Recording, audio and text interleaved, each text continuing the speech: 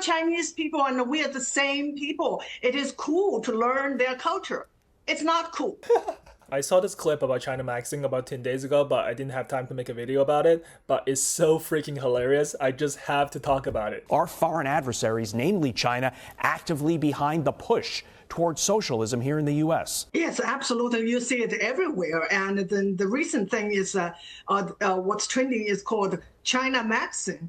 Even though it's basically, you see it on the TikTok, but I also see it on X. Oh, did you? Not only did you see it on TikTok, you also saw it on X? I'm sure you're very in tune with Gen Z and Gen X. The first one is about propaganda. The second one is about influence. And influence work is something that CCP is expert of.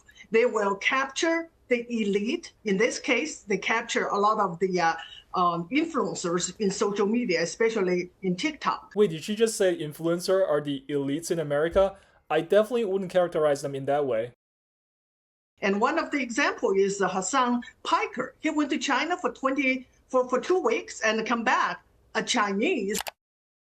I want to explain a little bit more to the audience of what Chinamaxxing is. Great, please explain what Chinamaxxing means. The octogenarians watching Fox News probably have no idea what these two have been talking for 2 minutes. They probably think like Chinamaxxing is some kind of knockoff Chinese Viagra.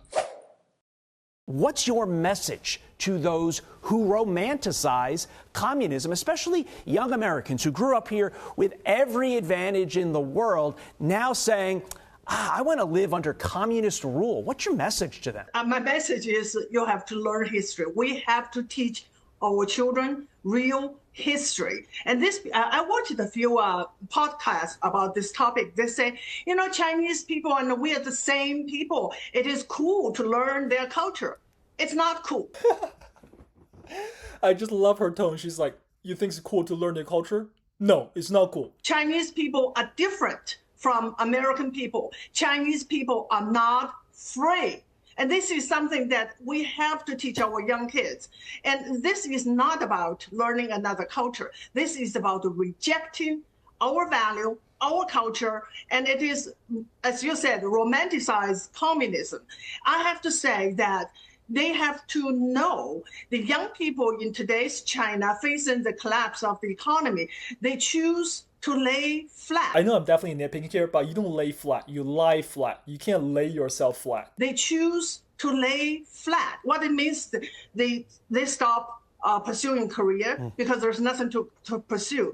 And they decided not to become a consumer because there's no money to spend. And they decided not to get married and not have children because they don't see any future. Young people having no careers, living paycheck to paycheck, not getting married or having children because they don't see a future where they could buy a house or raise a family. Who the fuck does that remind you of?